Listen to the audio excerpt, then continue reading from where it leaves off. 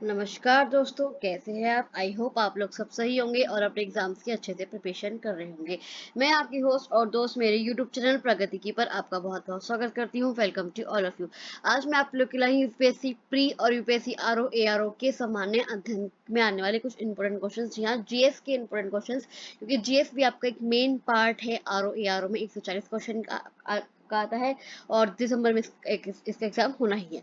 तो उसके बारे में बात कर लेते हैं। सबसे पहला हमारा क्वेश्चन है, दिल्ली सल्तनत की राजकीय भाषा क्या थी? उर्दू, अरबी, फारसी या फिर हिंदी? तो दिल्ली सल्तनत की जो राजकीय भाषा थी वो थी आपकी फारसी।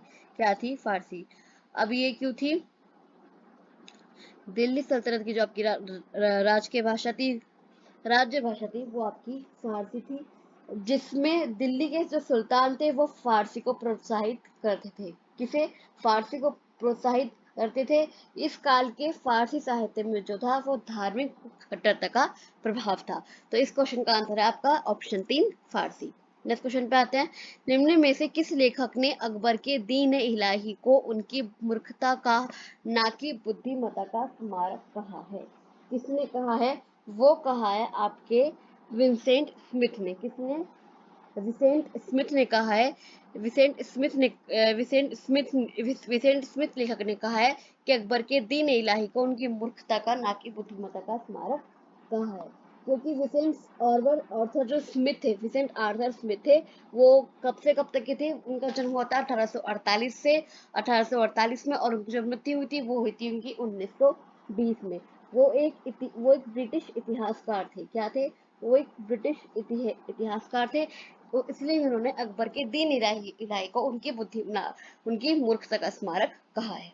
नेक्स्ट क्वेश्चन पे आते हैं। तो इसका answer option B, Vincent Smith. Next question पे आते हैं। गांधार कला किन दो कलाओं का संयोजन है? तो वो है आपकी हिंदू और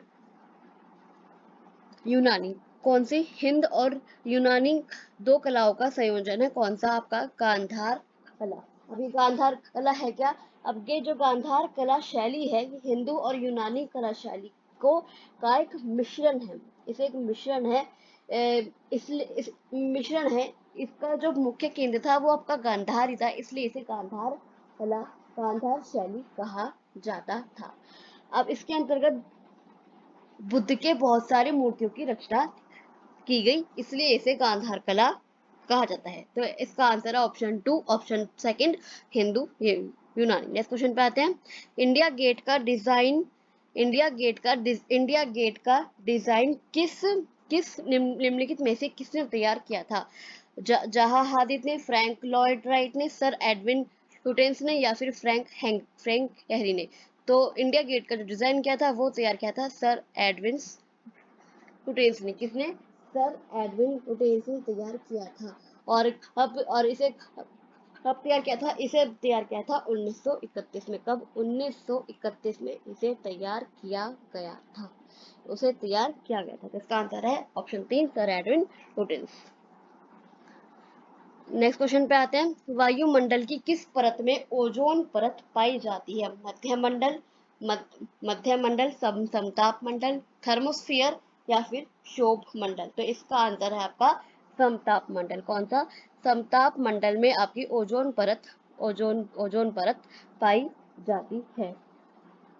जो आपका वायुमंडल का विस्तार कितना है? वायुमंडल का विस्तार आपका 10,000 किलोमीटर तक मिलता है। वायुमंडल का जो विस्तार है वो कितना मिलता है? वो आपका 10,000 किलोमीटर तक। कहते हैं कि वायुमंडल का जो क्षेत्रफल है वो कितना है? वो 10,000 किलोमीटर का है, अप्रोक्सीमेटली। तो जो वायुमंडल का जो 90% हिस्सा है वो भार है, वो केवल 32 किलोमीटर तक ही सीमित है। जो वायुमंडल है उसकी 5 परतें होती है आपकी: मध्यमंडल, सप्ताप मंडल, आयन मंडल, बाह्य मंडल और क्षोभ मंडल। ये आपकी पांच मंडल होते हैं। इस मंडल के 15 किलोमीटर से आपके 35 किलोमीटर के बीच कौन सी परत पाई जाती है? ओजोन परत पाई जाती है। इसका आंसर है ऑप्शन नंबर 2, समताप मंडल। नेक्स्ट क्वेश्चन पे आते हैं। वातावरण की सबसे गर्म परत कौन सी है? सबसे गर्म परत कौन सी है आपकी? थर्मोस्फियर, ट्रोपोस्फियर, स्ट्रेटोस्फियर या फिर एटमॉस्फेयर? तो ये आपकी थर्मोस्फियर, कौन सी? थर्मोस्फियर जो है वायुमंडल की सबसे गर्म परत है, वायुमंडल की सबसे गर्म परत है। अभी क्यों है? क्योंकि ये पृथ्वी से लगभग कितने 85 किलोमीटर, कितना 85 किलोमीटर की ऊंचाई पर स्थित है, ऊंचाई पर स्थित है, जिसके कारण जो संचार है वो संभव हो पाता है। जो तापमंडल का जो ऊपरी भाग है उसकी उसकी कोई सीमा नहीं है, इसके लिए इसके बाद अंतरिक्ष का आपका विस्तार है, इसलिए सबसे गर्म है कौन सी? आपकी थर्मोस्फियर। तो इस क्वेश्चन का आंसर है option A, thermosphere. Next question पे आते हैं, निम्नलिखित में से कौन सी वायुमंडल की सबसे ऊपरी परत है? कौन सी सबसे ऊपरी परत है? आपकी समताप मंडल, मध्य मंडल, आयन मंडल या वहीमंडल? तो सबसे ऊपरी परत कौन सी है? सबसे ऊपरी परत है आपकी वहीमंडल। कौन सी? वहीमंडल जो है वो आपकी सबसे ऊपरी परत है। जैसे बताया ना कि पांच पांच मंडल है, वायुमंडल की जो पांच परतें हैं कौन कौन सी है? सप्ताप मंडल है, मध्य मंडल है, आयन मंडल, वहीमंडल और क्षोभ मंडल। जो सबसे भारी परत है वो आपकी वहीमंडल है, जो इसकी ऊंचाई है वो 640 से 10,000 किलोमीटर के बीच है। इसमें भी विद्युत आवेशित अणु की जो है प्रधानता होती है। किसकी? विद्युत आवेशित अणु की। तो इसका आंसर है ऑप्शन 4, वहीमंडल। नेक्स्ट क्वेश्चन पे आते हैं, हेड्रोस्फीयर का ऊपरी हिस्सा लगभग पूरी तरह से किस गैस का बना होता है? कौन सा? हेड्रोस्फीयर का ऊपरी हिस्सा लगभग पूरी तरह से किस गैस का बना होता है? वो आपका बना होता है ओजोन, हाइड्रोजन, नाइट्रोजन या फिर ऑक्सीजन? वो आपका बना होता है हाइड्रोजन का। किसका? हाइड्रोजन का बना होता है। जो आपका हेड्रोस्फीयर का ऊपरी हिस्सा हाइड्रोस्फीयर गैस का बना होता है। तो इसका आंसर है option number C, hydrogen. Next question पे आते हैं, टपकन सिद्धांत निम्नलिखित में से किस पर आर्थिक वृद्धि के प्रभाव को नजरअंदाज करता है? टपकन सिद्धांत जो है, टपकन सिद्धांत आपका निम्नलिखित में से किस पर आर्थिक वृद्धि के प्रभाव को नजरअंदाज करता है? तो वो आपका करता है निवेश, बचत, आय वितरण या फिर उपयोग आय वितरण। जी हाँ, आय वितरण के प्रभाव को नजरअंदाज करता है टपकन सिद्धांत। अब ये टपकन सिद्धांत है क्या?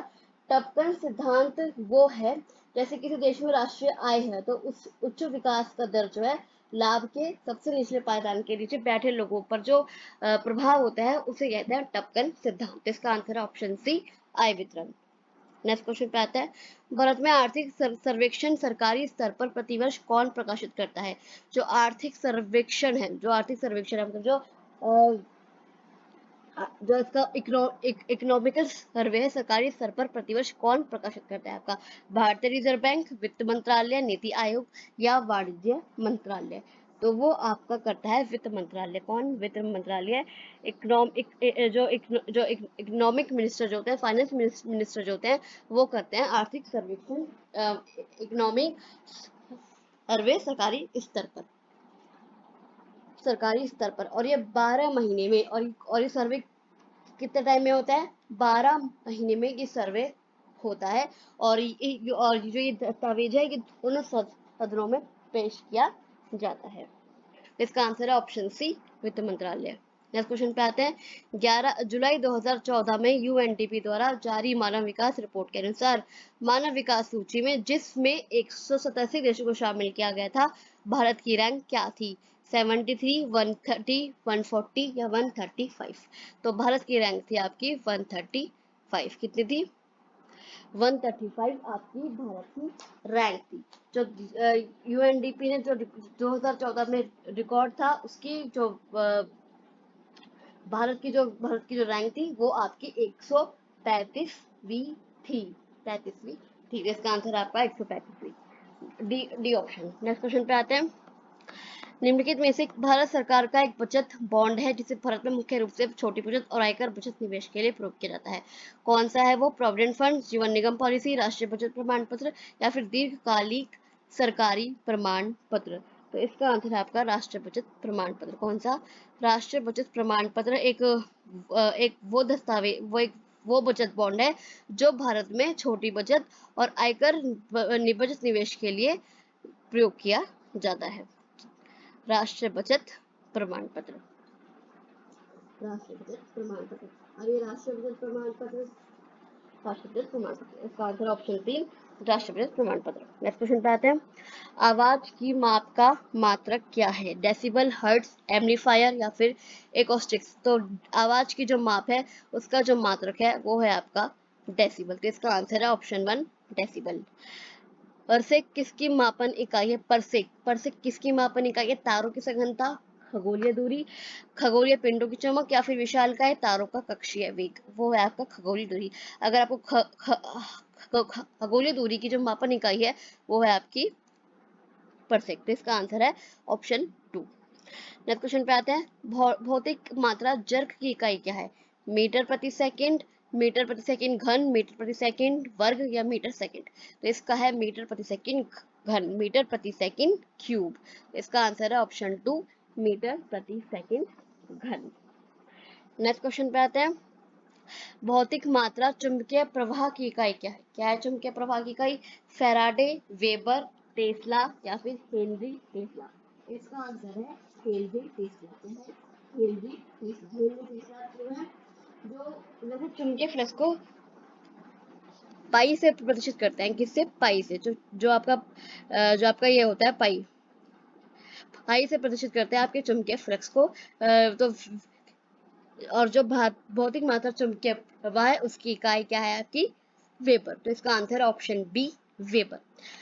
तो आई होप आपको ये क्वेश्चंस अच्छे लगे होंगे। ये क्वेश्चंस आपके लिए इंपॉर्टेंट हो सकते हैं आपके एग्जाम्स के लिए, यूपीएससी आरओ यारो, यूपीएससी प्री, उसके लिए इंपॉर्टेंट हो सकते हैं। तो आपको वीडियो कैसे लगा? आप मुझे आप इस अगर आपको वीडियो अच्छा लगा हो तो आप इस वीडियो को लाइक कर सकते हैं, शेयर कर सकते हैं और इस चैनल को सब्सक्राइब करके जरूर जाएगा, क्योंकि मैं आप लोग के लिए ऐसे ही मैं आप लोगों के लिए ऐसे ही मॉक टेस्ट सीरीज में आप लोगों के लिए आती रहती हूँ कंटिन्यूस। तो आप इस चैनल को सब्सक्राइब करके जरूर जाएगा। और अगर आपका कोई कमेंट है, क्वेरी है, डाउट है तो आप मुझे कमेंट बॉक्स में कमेंट कर सकते हैं, या फिर मैंने डिस्क्रिप्शन बॉक्स में अपना टेलीग्राम ग्रुप का लिंक भी दिया हुआ है, आप उसको ज्वाइन कर लीजिए और आप वहीं मुझसे कोई भी क्वेश्चन, कोई भी डाउट, कोई भी क्वेरी पूछ सकते हैं। तो चलिए मैं आपसे मिलती हूँ अगली वीडियो में, तब तक के लिए थैंक यू सो मच और इस चैनल को सब्सक्राइब करके जरूर जाइएगा।